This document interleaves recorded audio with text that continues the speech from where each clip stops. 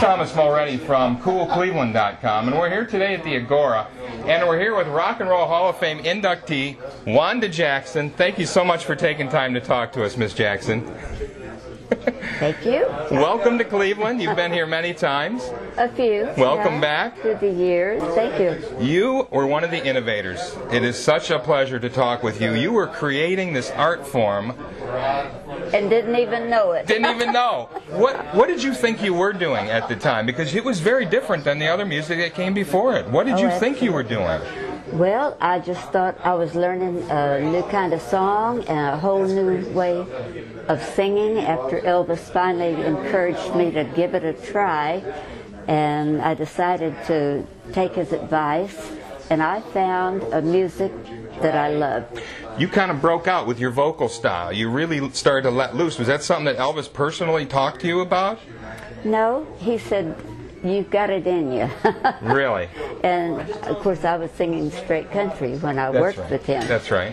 But he said, "You've got the voice, you've got the soul for it, and you need to be doing it because that's the music the kids like today." And he was having some success with it, right? Right, yeah. And you took off like crazy. You started having hits with this?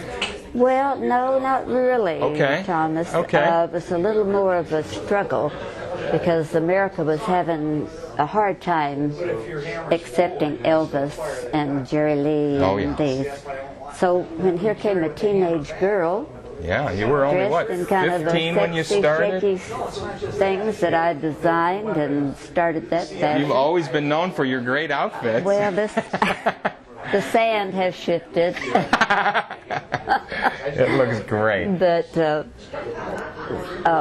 so anyway, it was different for a woman, though. I mean, you were really the only woman really doing that kind of thing at that time. I was the first one to jump in the arena. What was that like? I mean, you must have run into some sexism, misogyny. What was everybody just super nice to you, or what? No, were they? I'm a nice lady. Sure, they're nice to me. But right. Yeah, the whole mindset of America was so different, and it's hard for people to understand today. Sure. It wasn't all good. No. But it was different, and so. Good. One moment.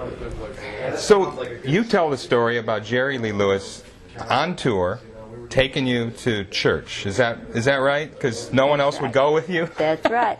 I thought everybody would want to go to church Sunday night. Right. So while they were all gathered in the green room, I said, "Hey, I'm going to church tonight. Who would like to go with me?" Sounds like fun. And it got deathly silent. And finally Jerry Lee said, "Hey, Wanda, I'll go." Wow. So that was quite an evening. Here's me and Jerry Lee in the back of a little Baptist church, I think it was, in Canada. No kidding. Sharing a hymn book and singing hymns together. That is awesome. And you are still singing now. You got into more country. You got into gospel. Yeah. But you have not stopped performing. You've been to Vegas. You got Grammy nominations. Thank you. How do you keep going with this? I mean, I've forgotten half of that. Thank you. How do you keep it up? How do you keep it up? Oh, I think it's the music and the energy I get from audiences. Yeah. And I'm not that old. I mean, really. That's right. That's right.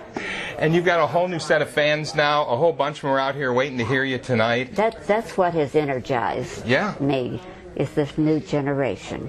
A whole new generation. Thank you so much, Wanda, for talking with us today. I've enjoyed it. Thank you, Thomas. Thank you. Bye-bye.